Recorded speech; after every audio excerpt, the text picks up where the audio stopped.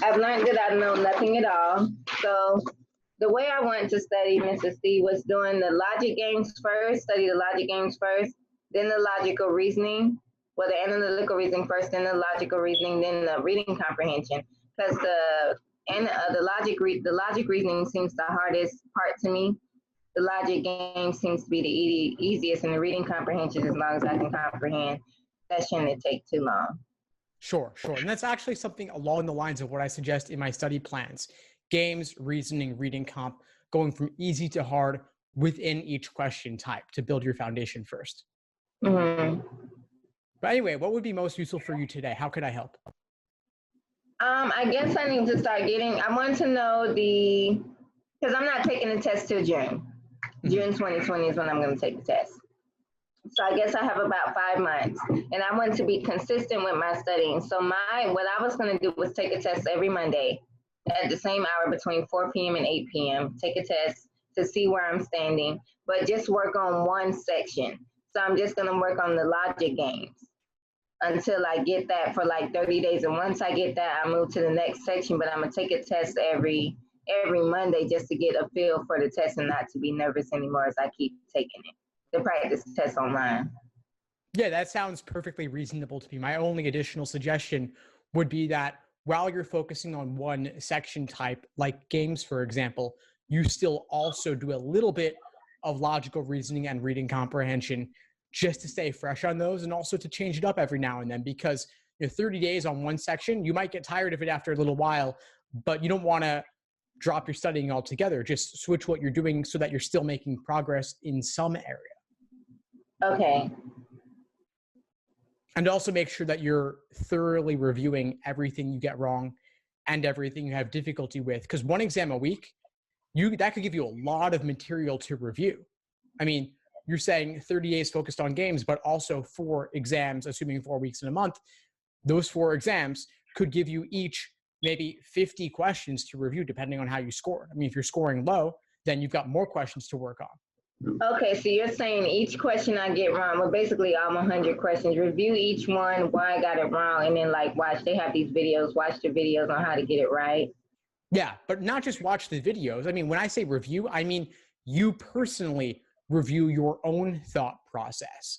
Explanation videos can be useful, but you also don't want to use them as a crutch. You've got to figure out for yourself why exactly you got it wrong and where your misunderstanding stemmed from, so that you won't make the same mistake the next time around. Because when you're watching an explanation, you're just seeing someone else's quote unquote perfect way of going about it. But there's more than one way to solve these questions, and you've got to figure out your own internal thought process. Okay, and I'm gonna start watching your YouTube videos. Awesome, great. That's why I'm putting them out there. Okay, and they go into detail. I just go research that, and that's free. Yeah, so the YouTube videos are free. The podcasts are free. There's the Facebook group, the Instagram. I'm posting lots of videos and other instruction material through all of those channels.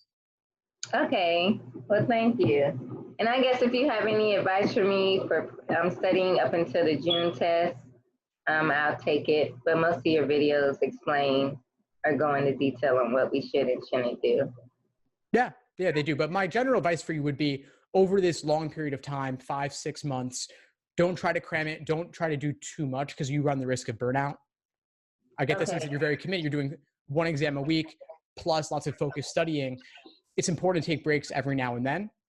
And also, don't be too discouraged by early diagnostics that are low, because they're simply telling you what you already know, which is that you haven't thoroughly mastered this exam yet, but trust that it will come in time, especially if you are relentless in reviewing everything you have trouble with, because this exam repeats itself. It's really a test of pattern recognition.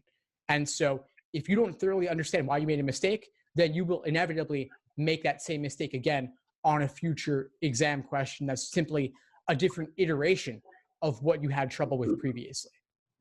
So don't just forge ahead. Stick with what you're having trouble with till you get it. Understood. I'm going to do that. So review the exam, go through the mistakes, and then go from there. Consistent. Yeah. Yes, sir. Exactly. Okay. What other questions do you have for me? Anything else? No, no, no. Are you like a LSAT tutor? Or you just like over all these programs? So I offer a variety of programs. I do a bit of one-on-one coaching, but I also have LSAT courses that include live online classes and Q&As, as well as group coaching sessions. With that. And Yes. That's for a price, right? That's a premium service. There's a charge for that. I've got different tiers depending on what you're looking for.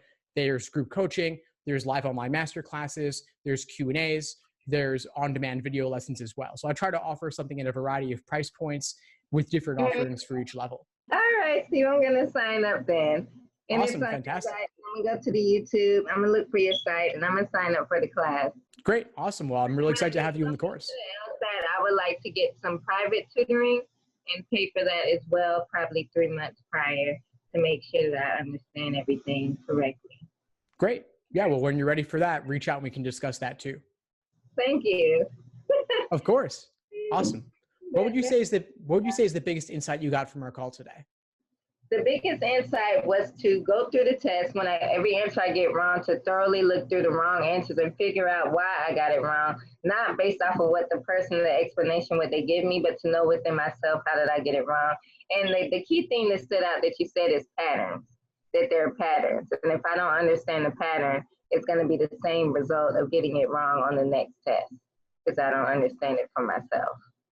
Yeah, exactly. Well, I'm really glad we connected. Please keep in touch, and I'm looking forward to having you in the course. Thank you. All right. Well, you have a wonderful time, and I appreciate all that you do for us. Of course. Thanks for joining. I'll talk soon. Thank you. Bye. Bye. Thanks for tuning into the show. Please subscribe if you haven't done so already to be notified of new episodes as I release them. And feel free to reach out if you need anything at all as you move forward with your prep. I'm happy to help however I can.